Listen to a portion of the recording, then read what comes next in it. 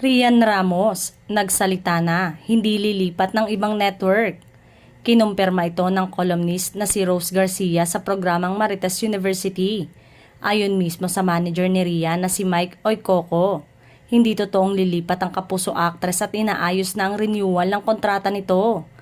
Wala rin umanong negosasyon sa pagitan niya at ng kahit anong network.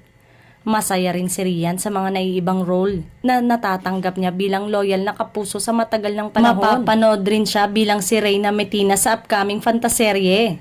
Naging usap-usapan kasi sa mga social media account ang tungkol sa isang kapuso actress na aalis sa GMA Network. Nagsimula ang chika sa mga blind item. May ilan ding netizen at showbiz news page ang pinangalanan mismo na si RR sa kanilang mga post at sinasabing si Rian Ramos ito. May ilang kapuso fan naman na kinontra ang mga naglalabasang balita. Ayon sa kanila, may ginagawa pa itong teleserye sa GMA at yun ay ang Encantadia Chronicles.